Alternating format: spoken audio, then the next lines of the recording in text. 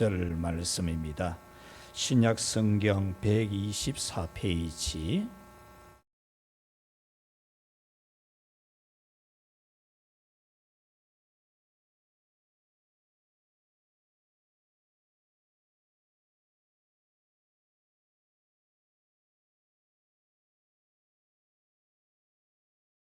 예수께서 제자들에게 이르시되 실족하게 하는 것이 없을 수는 없으나 그렇게 하게 하는 자에게는 화로다. 그가 이 작은 자 중에 하나를 실족하게 할진대 차라리 연자 맷돌이 그 목에 매여 바다에 던져지는 것이 나으리라. 너희는 스스로 조심하라. 만일 내 형제가 죄를 범하거든 경고하고 회개하거든 용서하라. 만일 하루에 7번이라도 네게 죄를 짓고 7번 네게 돌아와 내가 회개하노라 하거든 너는 용서하라 하시더라. 사도들이 주께 여짜오되 우리에게 믿음을 더하소서 하니 주께서 이르시되 너희에게 겨자씨 하나일 만한 믿음이 있었더라면 이 복나무 들어 뿌리가 뽑혀 바다에 심기어라 하였을 것이요 그것이 너희에게 순종하였으리라. 너희 중 누구에게 밭을 갈거나 양을 치거나 하는 종이 있어 밭에서 돌아오면 그들을 곧 와 앉아서 먹으라 말할 자가 있느냐? 도리어 그들은 내 먹을 것을 준비하고 띠를 띠고 내가 먹고 마시는 동안에 수종 들고 너는 그 후에 먹고 마시라 하지 않겠느냐? 명한 대로 하였다고 종에게 감사하겠느냐? 이와 같이 너희도 명령받은 것을 다 행한 후에 이르기를 우리는 무익한 종이라 우리가 하여야 할 일을 한 것뿐이라 할지니라. 아멘. 할렐루야. 우리는 중요한 일에는 보다 더 신경을 많이 쓰고 애를 씁니다. 매우 힘들 만큼 신경 쓰고 때로 몸이 상할 만큼 몰두하게 됩니다. 사업하는 사람은 사업 때문에, 또 부모는 자녀 때문에, 또는 사명자는 사명 때문에 몸 상하는 것도 모르고 몰두하게 됩니다. 오늘 성경은 예수님께서 신경을 써서 반드시 명심하고 명심해야 될 것을 일러주는 말씀입니다. 우리가 살아가는 삶에 중요한 일이 많지만, 신경 쓰고 명심하고 살아야 될 일이 많지만, 그보다 더 중요한 명심해야 될 것을 일러주고 있습니다.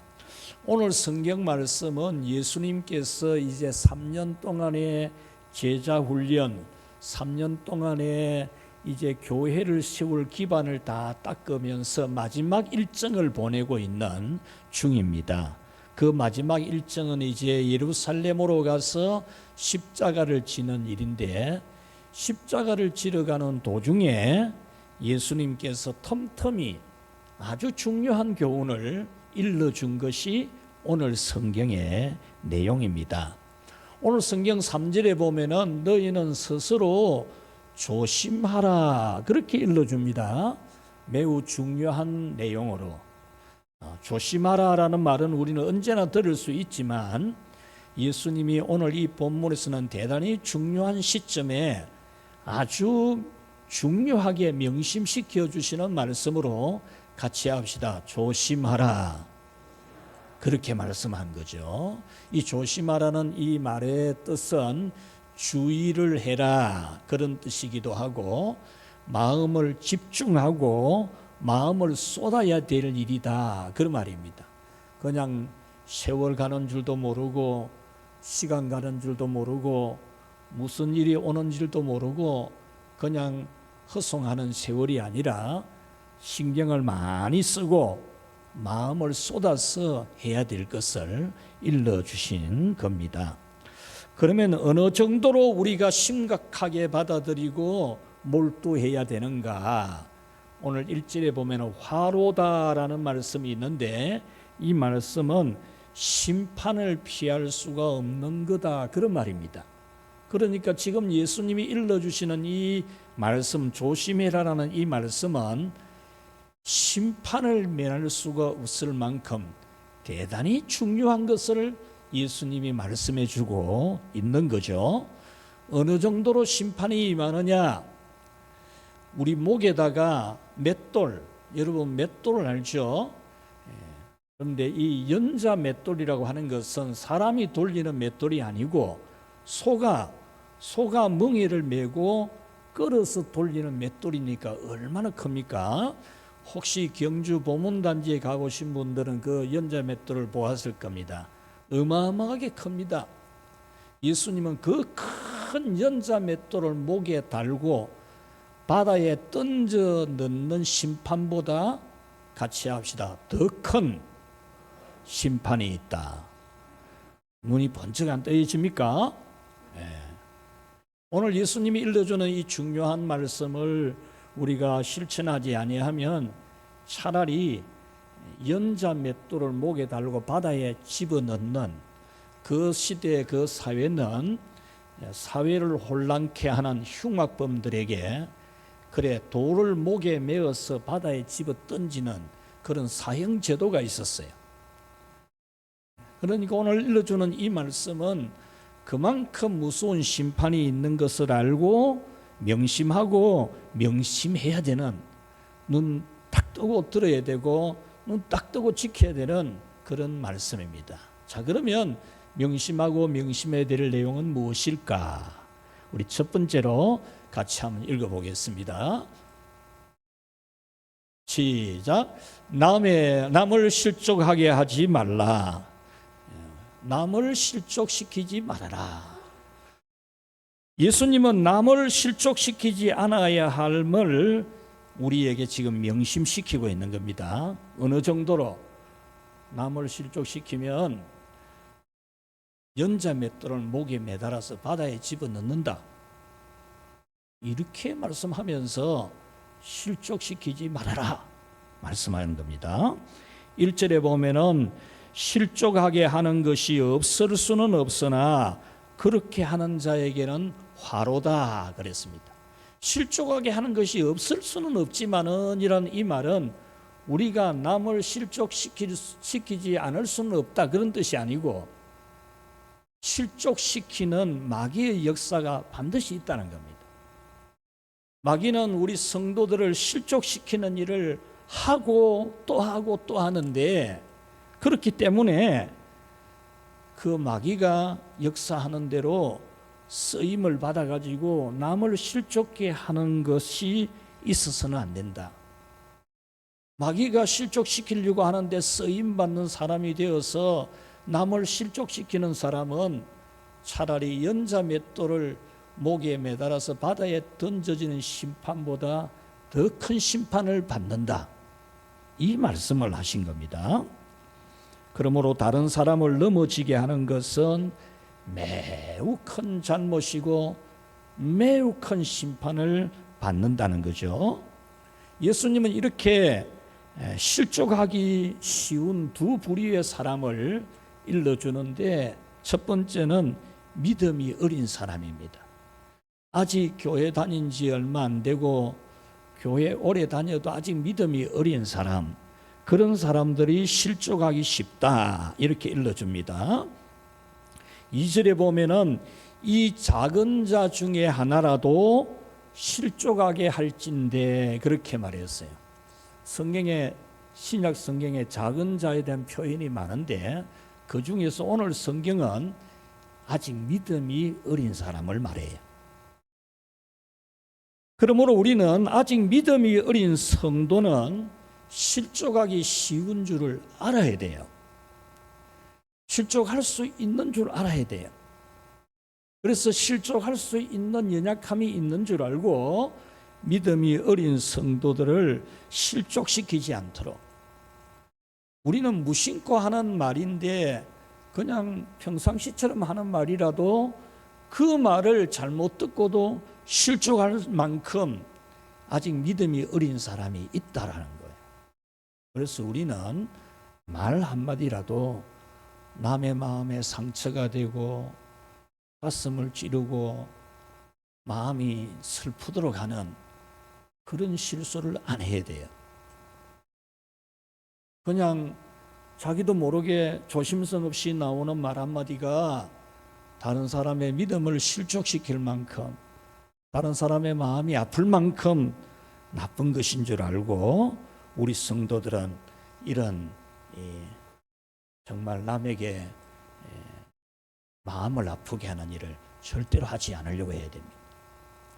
또 한 부류의 사람들은 죄를 자주 짓는 사람들입니다. 3절에 보면은 너희는 스스로 조심하라. 만일 내 형제가 범죄하거든 했죠. 내 형제가 범죄하거든. 이 말은 무슨 말입니까? 예수님 믿고 교회 다니고 함께 하나님의 자녀가 된 우리 중에 우리 형제, 죄를 짓는 사람도 같이 합시다. 형제이다. 할렐루야. 이 은혜입니다. 은혜. 죄를 짓는 사람도 형제예요. 이거는 아이고 다른 사람 죄를 짓는데 그걸 형제로 해야 됩니까? 이렇게 하면은 할렐루야 잘 안 될지 몰라도 여러분도 죄를 짓잖아요. 그러고 생각해보면 할렐루야지. 할렐루야. 예수님은 분명히 말씀했습니다. 내 형제가 범죄하거든. 그러니까 교회 안에서 잘못하고 실수하고 하는 죄를 짓는 사람도 형제로 여겨야 돼. 형제로. 교회는 죄 씻음을 받는 곳이고 하나님의 자녀로 살아가는 곳이기도 하지만은 하나님의 자녀가 된 성도로 살아가는 사람도 죄 아래 거하고 죄의 몸을 가지고 있고 실수도 많이 하는 겁니다. 4절 말씀에 보면 만일 하루에 7번이라도 네게 죄를 짓고 7번 네게 돌아와 내가 회개하노라 하면 너는 용서해라 그럽니다. 여러분 하루에 7번을 용서를 빌 만큼 잘못하는 일이 잘 없잖아요. 생각은 7번도 더 잘못할 수 있고 그렇지만은 남에게 정말 사과하고 용서받아야 될 만큼 말을 실수하거나 행동을 실수하는 일을 7번 하기가 안 쉽습니다. 그리고 오늘 여기서 7번이라고 하는 것은 딱 7번만을 말하는 게 아니고 무제한적으로란 뜻이 무제한적으로. 아무리 많이 7번이 아니라 70번의 죄를 짓더라도 돌아와서 회개하노라 하면은 용서해 주라 그런 말입니다. 예수님은 이 말씀 이후에 이제 예루살렘으로 가서 어떻게 합니까? 하루에 7번이라도 죄를 짓는 사람을 위해서 십자가를 집니다. 할렐루야. 예수님이 지금 이 말씀을 하시고 나서 예루살렘으로 가가지고 하루에 70번의 죄를 짓는 사람을 위해서도 십자가에 달립니다.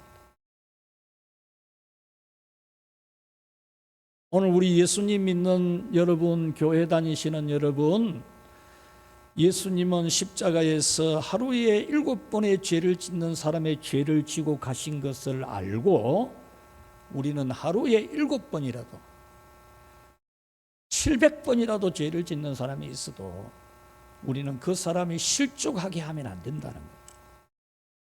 그 사람이 넘어지게 하면 안 된다는 거예요. 베드로후서 3장 9절에 보면은 하나님은 아무도 멸망하지 않고 회개에 이르기를 원하신다 그래요. 이 말씀의 의미는 0.00001%의 가능이 없는 사람도 하나님은 변화되기를 기다리고 회개하고 믿고 구원받기를 기다린다 그 말입니다. 이 말씀은 또한 우리 자신이 0.00001%의 가능성도 없는 죄인이라는 의미이기도 합니다. 그래서 하나님은 우리의 죄를 우리 보고 해결을 해라. 네가 어찌든지 뭐 업보를 갚든지 뭐 어떻게 하든지 네가 해라 그렇게 한 게 아니고 죄 없는 예수님에게 하루에 7번 더 죄 짓는 우리 죄를 지고 가시게 하신 겁니다. 제자들은 하루에 7번 잘못하고 용서 비는 사람이라면 다 용서하라고 하는 이 예수님 말씀에 대해서 도무지 못하겠습니다 하고 두 손 두 발을 다 듭니다. 어떻게 우리가 그런 걸 할 수 있겠습니까?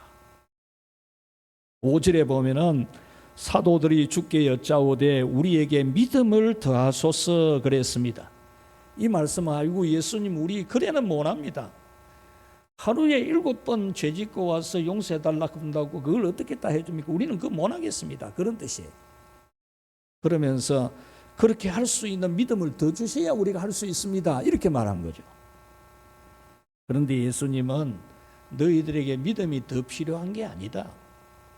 믿음이 모자라는 것도 아니고 믿음의 힘이 부족한 것도 아니고 지식이 없는 것도 아니고 너희들은 믿음에 대한 지식이나 힘은 충분히 있다.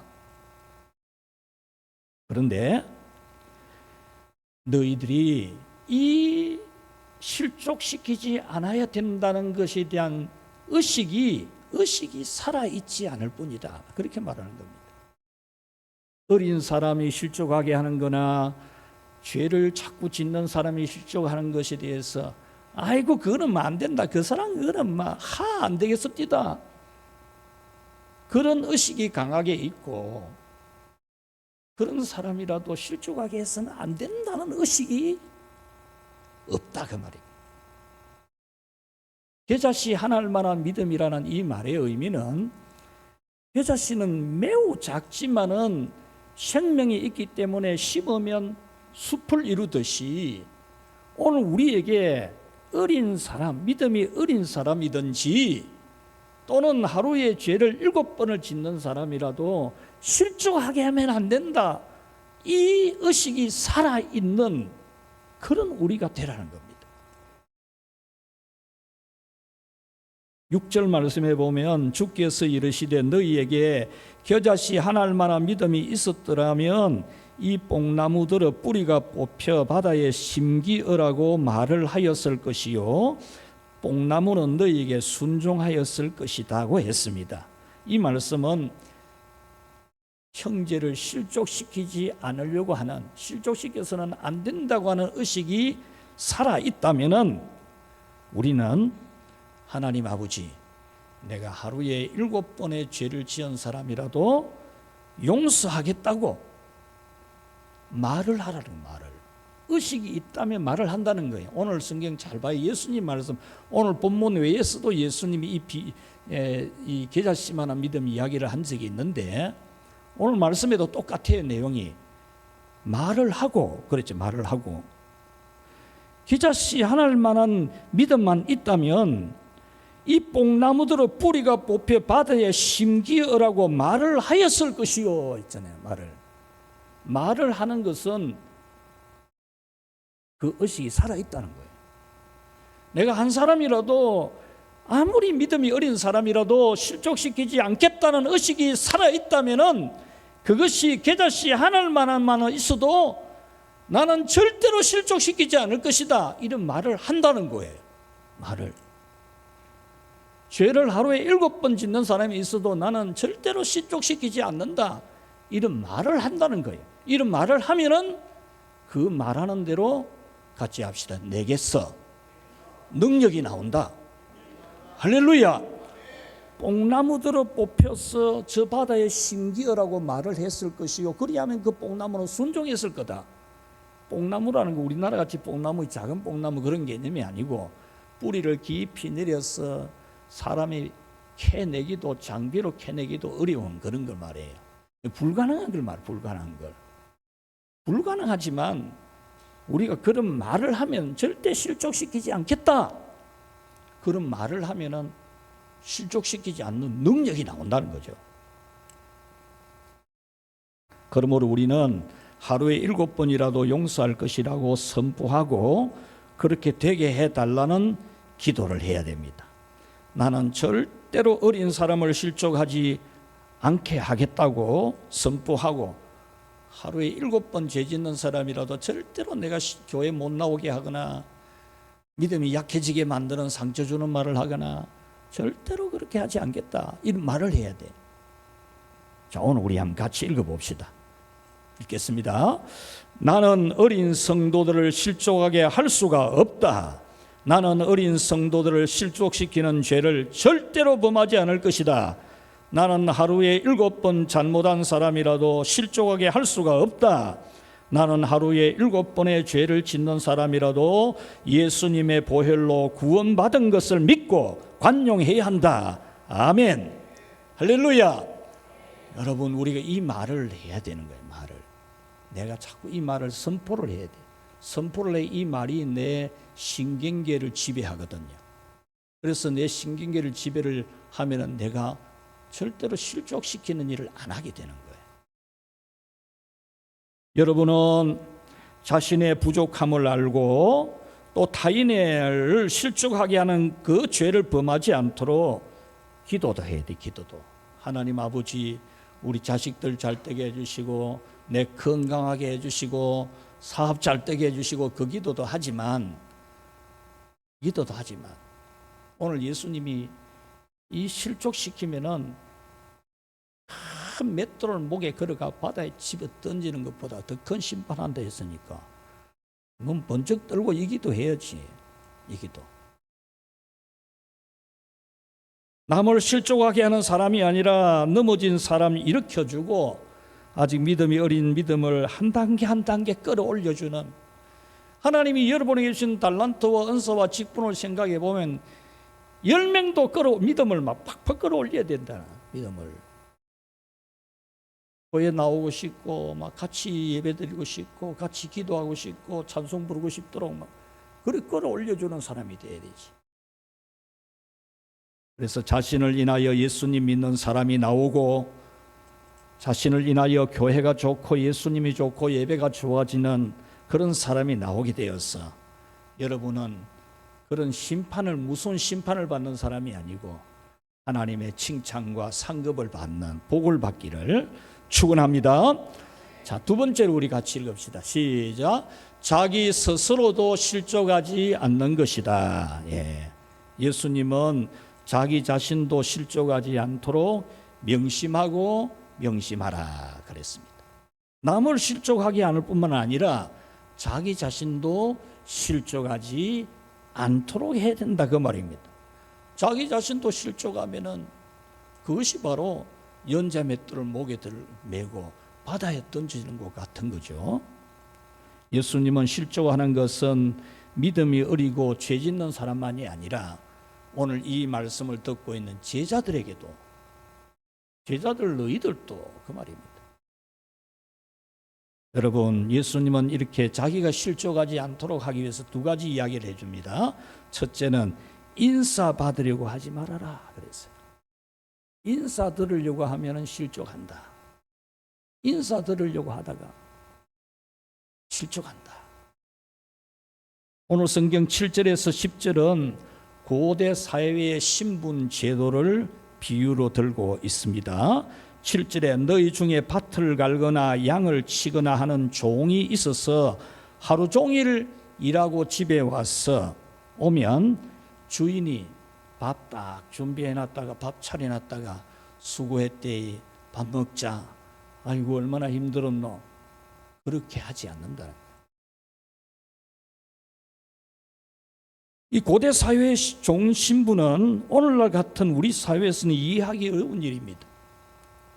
그 당시에는 하루 종일 일하고 왔다고 밥상 차려놓는 주인이 절대로 없는 사회입니다. 8절에 도리어 그 일하고 온 종에게 주인의 저녁 식사를 만들게 하고 주인이 다 먹을 때까지 시중 들게 하고 그 다음에 먹게 한다는 거죠. 그게 그 시대의 종의 신분입니다.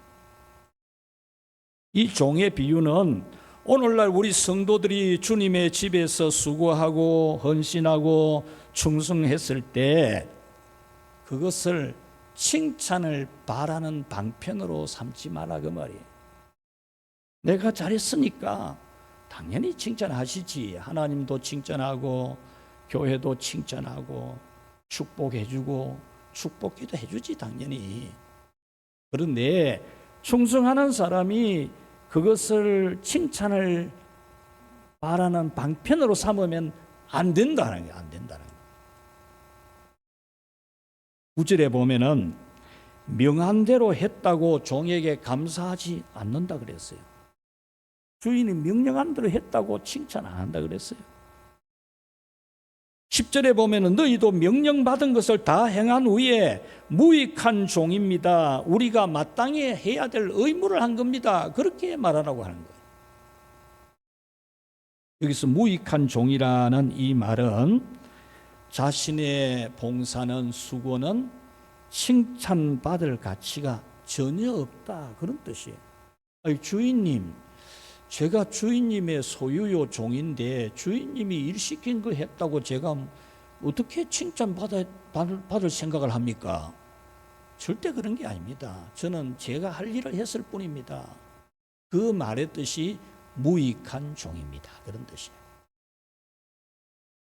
7절에서 10절에 보면은 종은 수고한 것을 보상할 요구할 것이 절대 아니고 당연한 의무인 것을 명심하고 명심하도록 예수님이 3번의 질문을 던져요. 3번. 이것을 두고 삼중의 의문문이라 그래요.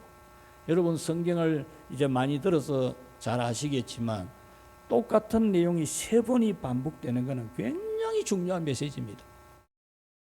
오늘 본문에서 예수님이 이 종의 비유를 가지고 3번 연달아서 막 그대로 연달아 가지고 삼중 의문문으로 질문을 합니다. 첫째, 너희 중에 밭을 갈거나 양을 치거나 하는 종이 있어서 밭에서 돌아오면 그들을 곧 와 앉아서 먹으라 말할 자가 있나? 이래 물어요.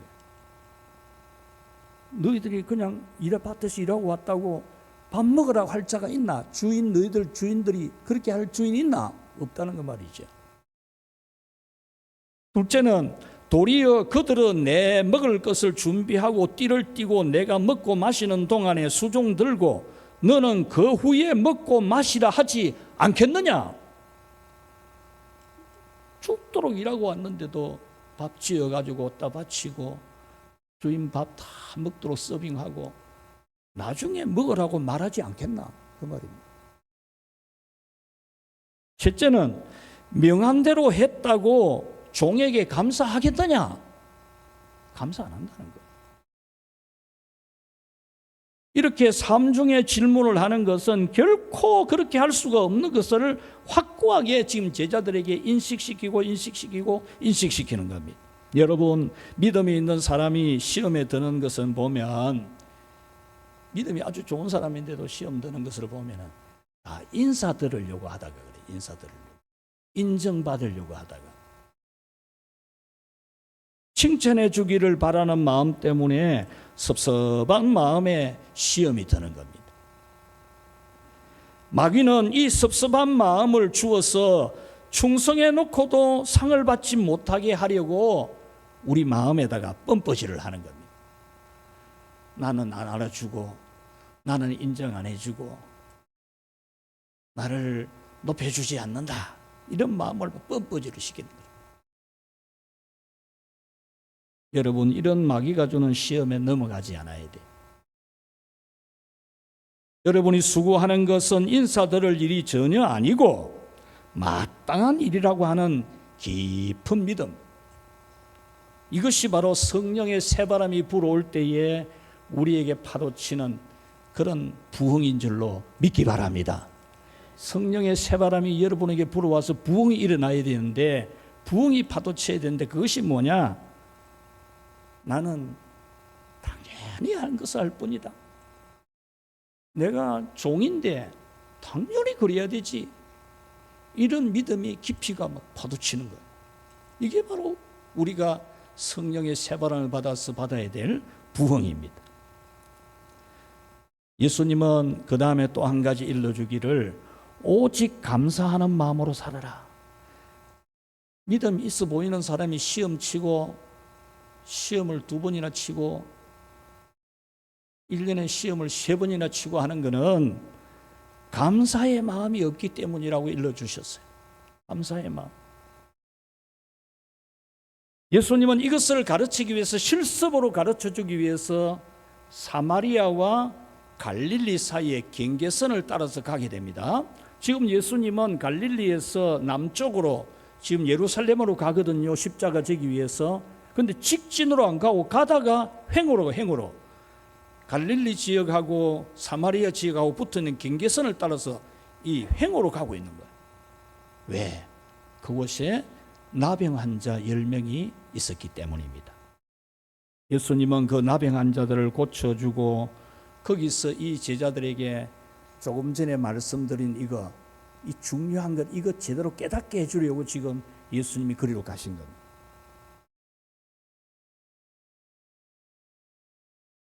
당시에 나병 환자는 전염성 때문에 집에서도 격리되어 밖으로 추방이 돼, 마을에서도 추방이 되고, 하나님의 성전에 들어갈 수가 없고 예배에 참여할 수가 없었어요.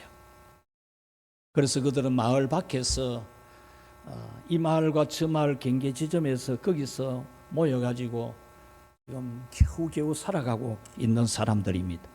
12절에 보면은 한 마을에 들어가시니 나병 환자 10명이 예수님을 만나 멀리 서서 소리질러 이르되 예수 선생님이여 우리를 불쌍히 여기소서. 예수님 소문 듣고 나병도 고쳐줄 수 있다는 소문 듣고는, 예수님 온다 소리 듣고는 멀리서 가지고 가까이도 못 가거든요. 나병 환자는 사람 가까이 가면 안 돼요. 사람이 모르고 가까이 올 수 있으니까 사람 오는 소리 나면은 입을 가려가지고 막 자기 몸을 때리면서 소리를 치면서 오면 안 된다고 그러는 사람들이에요. 그게 사회의 규칙이었어요. 그런데 이 사람들이 예수님이 저 멀리 있는 걸 보고 소리를 질러가지고 불쌍히 여겨달라 그런 거죠. 그래서 예수님은 이 사람들에게 그러면 너희들은 제사장에게 가라 그랬어요. 제사장에게 가라. 가서 너희 몸을 보이라 그랬어요. 예수님이 고쳐주고 가라고 한 게 아니고 그냥 제사장에게 가라 그랬어요. 그래서 이 나병 환자들은 예수님 말씀대로 순종을 하는 거죠. 순종을 해서 가니까 받아보니까 나병이 나은 거예요. 그래서 나병이 나와서 9명의 사람은 그냥 어디로 갔는지도 몰라요. 성경에 기록이 안 돼 있어요. 집에 갔는지 어디 갔는지 몰라요. 그런데 한 명은 예수님에게로 돌아와서 하나님께 영광을 돌리고 예수님 앞에 엎드려 가지고 감사를 했어요. 여기서 예수님은 큰 은혜를 입은 것을 진정으로 감사하고 예배한 이방인에게 영적 구원을 베푸시고 감사하지 않은 유대인에게는 그 구원을 베풀지 않았다. 예수님이 지금 이걸 실습으로 보여주는 겁니다. 실습으로. 유대인들은 우리는 모세로부터 하나님의 율법 받은 민족이야. 우리는 율법을 받았어. 우리는 모세의 후손이다. 그리고 성경도 많이 알거든요. 성경도 많이 알고 나름대로는 자기들은 믿음 하나님 잘 섬긴다 그렇게 생각하고 있거든요. 그런데 이 사람들은 나병이 나았는데도 예수님께 감사를 안 하는 거예요. 감사를. 그런데 한 명 이 사마리아 사람, 오늘 예수님은 이 사람을 이 이방인 외에는이라고 표현을 하면서 이 사마리아 사람, 이방인 취급당하는 이 사람 외에는 감사하려고 온 자가 없나 그렇게 말했거든요. 그러니까 이방인 같은 이 사마리아 사람은 자기의 나병이 나은 것을 감사하며 하나님께 영광을 돌리고 예수님께 감사한 겁니다. 오늘 성경은 바로 이 지극히 작은 사람, 하루에 7번도 죄 짓는 사람, 이방인 나병 환자를 통해서 매우 중요한 교훈을 오늘 우리에게 일러주는 겁니다. 십자가를 지르고 가는 이 긴박한 일정에서도 나병 환자를 구원하려고 예루살렘으로 직진하지 아니하시고 사마리아와 갈릴리 지경 그 경계 지점을 가신 예수님. 그것은 10명의 나병 환자를 치료하고 그 중에 단 한 사람의 구원을 위해서 사마리아 사람, 이방인 취급당하는 이 한 사람, 이 한 사람, 감사하는 이 사람을 구원하려고 예수님이 직진하지 않고 경계지점을 가셨고 10명 다 고쳐주지만 9명, 감사하지 않는 9명은 그냥 60만 고쳐주고 감사한 이 사람 영혼 구원까지 시키는 이 한 사람을 위해서 예수님이 그렇게 하셨다 그 말입니다. 몇 주 전에 엘리사 선지자를 섬긴 수넴 여인에 대한 설교를 했습니다. 선지자는 그 여인에게 아들도 낳게 해주고 그 아들이 죽었을 때 살아나기도 해주고 또 흉년이 긴 세월에 오는 것을 알고 저 멀리 가서 살다가 흉년 끝나거든 오너라 해가지고 흉년도 면하게 해 주었죠. 그 6년 사이에 이 엘리사 선지자는 세상을 떠나 하나님께로 가고 엘리사 선지자의 생도 게하시가 있는데 이 게하시는 나병에 걸린 사람입니다. 나병 환자 나만 장군이 선지자에게 왔을 때 선지자가 그 나병을 깨끗하게 해주니까 이 나만 장군이 선물을 드리려고 했어요. 그럴 때 이 선지자 그 선물을 거절합니다. 그리고 이 사환 게하시에게 그 선물 받지 말아야 딱 일러줬어요. 그런데 이 게하시는 그 나만 장군이 가져온 그 좋은 선물을 욕심이 생겨서 뒤따라가 가지고 그 선물 주이소 해가 받아간 거예요. 받아와 가지고 숨겨 놓았다가 이 선지자가 그에게 하나님의 심판이 있게 해서 바로 나병이 생긴 거예요. 이 나병이 생긴 사람이 이 수넴 여인이 흉년기 마치고 돌아와서 왕을 찾아갔을 때 왕궁에 왕과 함께 이 게하시가 있었어요. 이것을 이제 두고 우리 집사님 한 분이 질문을 저에게 했어요. 어떻게 나병 환자가 왕궁에 있게 되었을까요? 그 시대 나병 환자들은 격리가 되었을 건데 그들에게는 예배가 어떻게 제공되고 그들에게는 하나님의 은혜가 어떻게 흘러갈 수 있었을까요?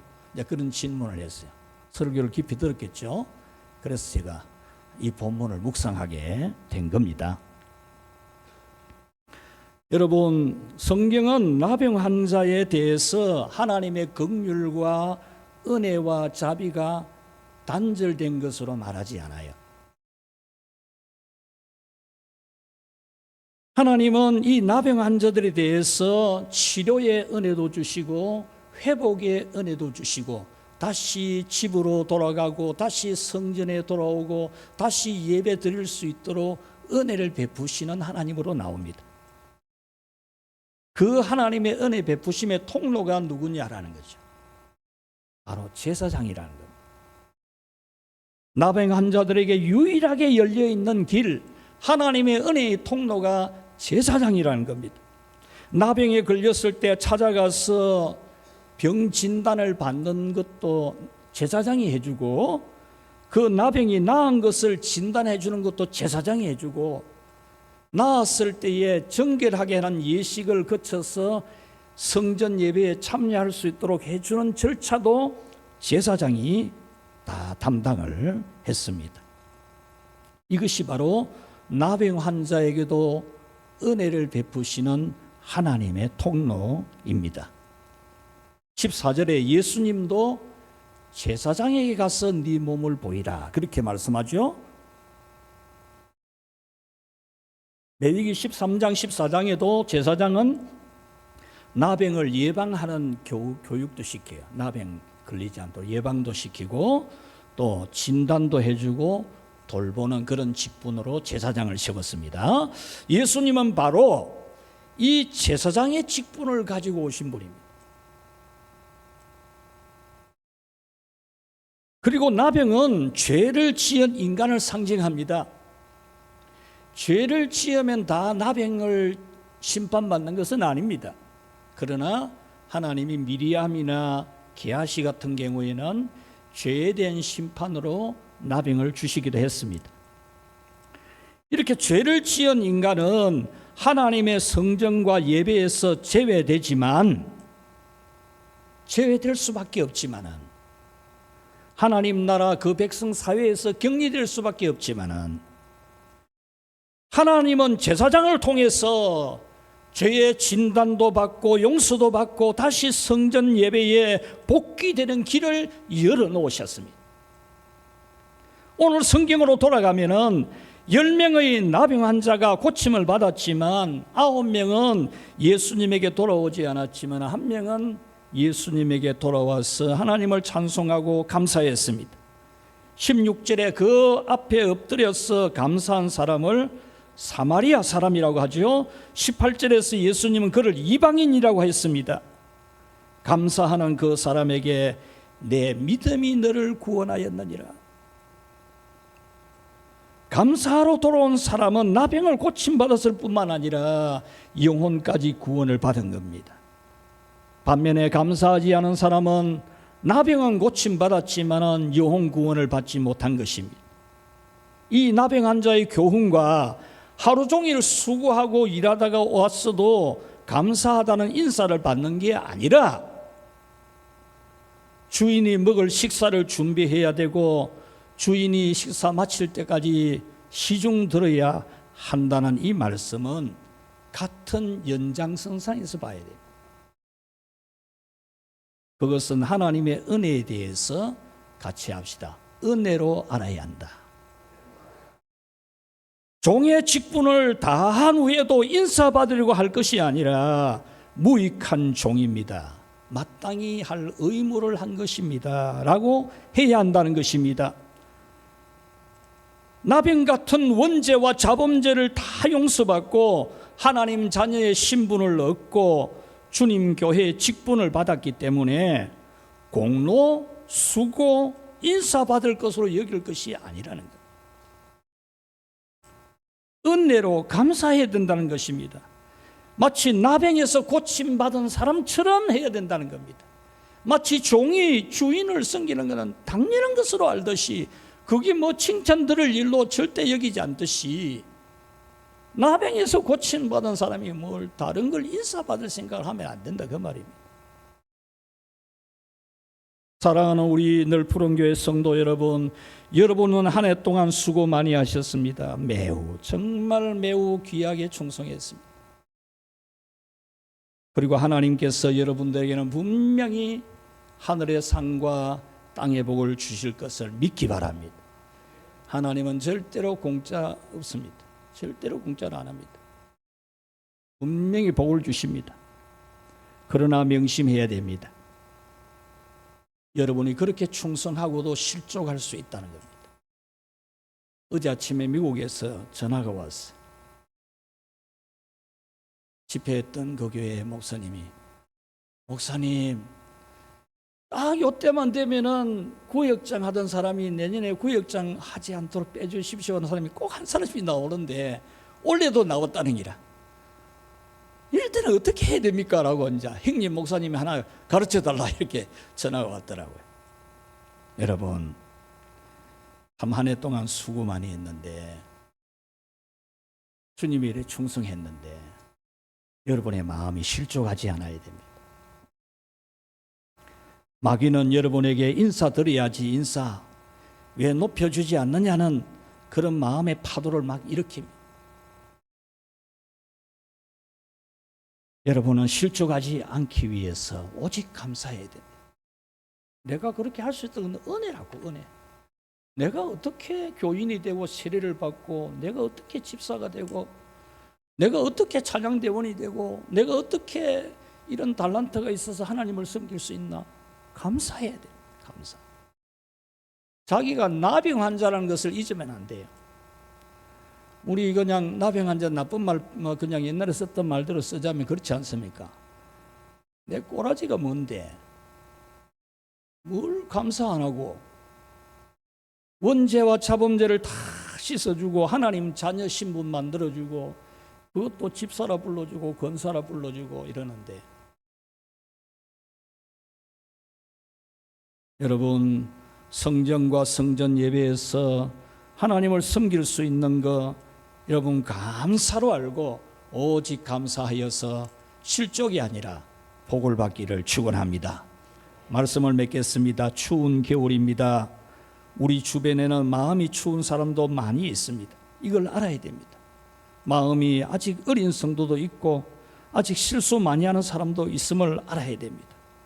예수님은 어린 성도, 실수 많은 사람을 어떤 이유로도 실족하게 하는 것은 큰 연자 맷돌을 목에 달고 바다에 빠뜨리는 심판받을 것보다 더 큰 심판받는 것을 명심하라고 합니다. 그러므로 실족하게 하지 않고 오히려 붙잡아주고 일으켜주는 그런 여러분이 되시기를 축원합니다. 넘어지는 사람에게 빠떡 부축을 해줘요. 부축을. 특히 구역이나 기관을 섬기고 오늘 또 기관 총회도 하지만 이 임원들이 되면은 또 직분을 받는 우리 성도들은 남을 실족하지 않도록 붙들어주는 일을 잘해요. 상처 주지 말고 붙들어서 안 넘어지도록 만들어주고, 여러분이 믿음이 적어도 1년에 여러 번 정도 집사되고 권사 정도 되면 한 5명 정도의 믿음을 막 끌어올려줘야지. 저기 믿음 지키기에도 막 급급하고 그러면 안 돼. 직분자들은 회장되고 서기 되고 이러거든. 자기가 겨우 참석하고 그런 정도가 되면 안 되지. 다른 사람을 끌어올려주는 사람이 돼야지. 충성한 것은 인사받을 일이 아니고 무익한 종입니다 라며 마땅한 의무로 하십시오. 나병 같은 죄에서 구원받았고 주님 집에 종으로 세움받은 것을 명심하고 명심해서 감사함으로써 여러분은 실족하는 사람이 아니라 오히려 복을 받는 사람이 되기를 축복합니다. 하나님 아버지 감사합니다. 허물 많고 죄 많고 나병 같은 죄가 있는 우리지만 우리 하나님 자녀되는 복을 주시고 이 한 해 동안에도 만 가지 은혜와 복으로 인도해 주신 것 천천만만 감사합니다. 하나님, 우리에게는 허물이 많고 부족이 많습니다. 실족시키는 실수도 할 수도 있습니다. 주여, 마귀에게 쓰임받지 않게 하시고 이렇게 세워주는 저희들 되고 또 자기 스스로도 참으로 감사로서 영광을 돌리고 복을 받게 해 주시옵소서. 예수님 이름으로 기도하옵나이다. 아멘.